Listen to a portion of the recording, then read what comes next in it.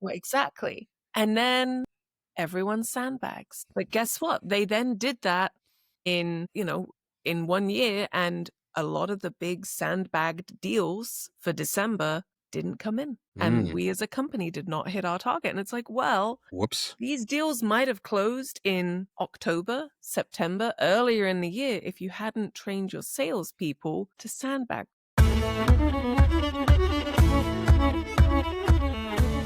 Let me ask you, let me pivot that a little bit to another topic that is often comes up. And sometimes it's announced in the fiscal plan, but oftentimes it's introduced mid-year or partway through the year when the company suddenly decides either, ooh, we missed something that we really wanted to focus on. They get a new set of marching orders because maybe a revenue trajectory isn't going well in the first or second quarter or whatever it be. And that's the horrible tackling thing that I've always struggled a little bit with psychologically, except when you happen to fall into the positive side of it.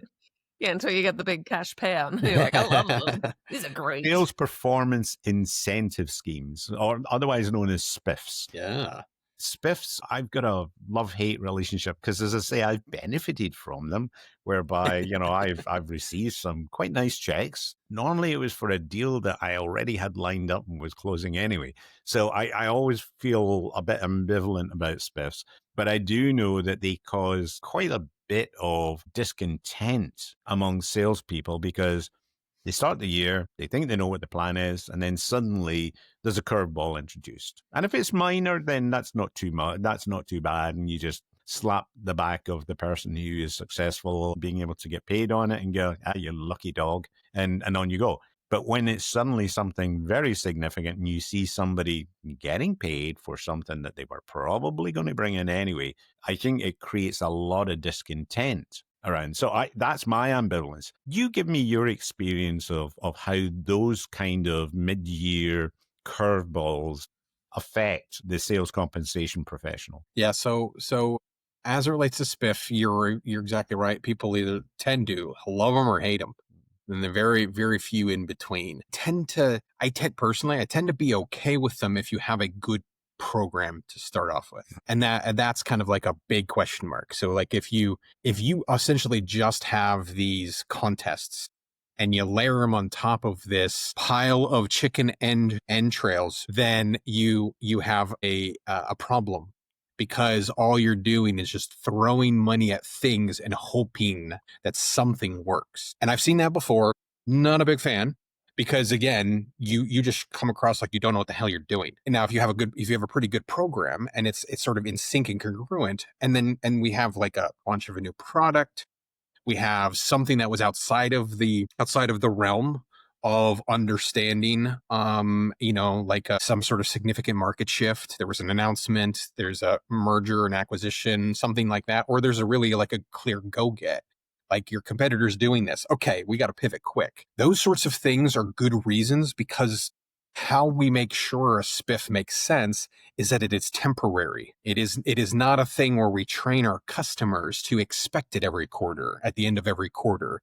Kind of like they know that it's coming, which means they're expecting a discount from us because they know there's going to be a SPIF associated with having them sign it on the last day at the last minute of every quarter, right? Like we train people to respond in the way that they ideally want to be treated, whether we're conscious of it or not. This can be a bit of a problem if you overuse it.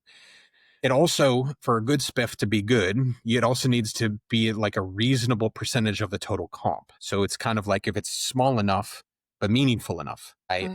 This is a little bit of like Goldilocks here. We have to like find it out, but that's also why SPIFs only work for certain groups in certain ways. Like enterprise field sales should not get the same amount as a lead gen person for their contribution to maybe even what ultimately becomes the same transaction.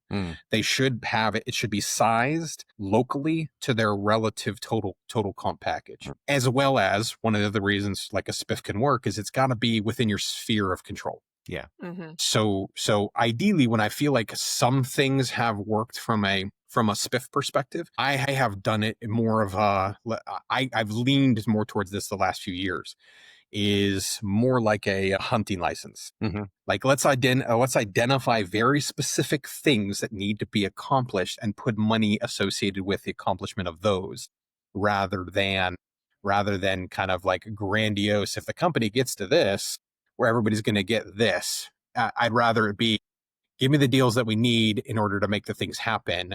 And we have a one-on-one conversation with those people about what is it that needs to be accomplished, and then see if we can even get them to move, right? Mhm. Because obviously, one of the things, depending on what you're selling and who you're selling to, it doesn't matter if you throw all the money in the world to something, doesn't mean it's going to move. So Exactly.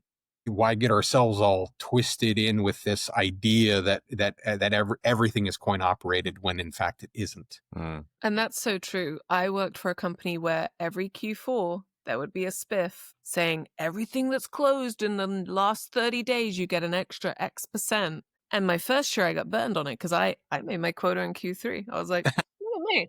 I pulled all my stuff in. I'm good. I'm sitting And then pretty. you learn the right way of selling. Crap. No, I still sell my stuff because I'm one of those, I like my 100%. I like psychologically. You want that guaranteed in your mind, right? I want to know that I have the money committed. So as soon as I can get it signed, I get it signed. But there's a lot of salespeople who don't act that way. Yeah. And I think when you know there's going to be a Q4, fire sale spiff, I don't think that's encouraging good behavior. And that's what a comp plan is supposed to do. It's Yeah. supposed to drive the best behavior. So if you're just going to blow it up at the end of the year, now, unless you're desperate, right? If you're desperate and you just need money, throw money at your salespeople. This is a Haverin Best Bit, an excerpt from a full podcast episode. If you'd like to listen to that podcast episode, there'll be a link at the end here, or you can visit our channel. Alternatively, just browse this playlist and you'll find more best bits to enlighten and entertain. Keep Haverin.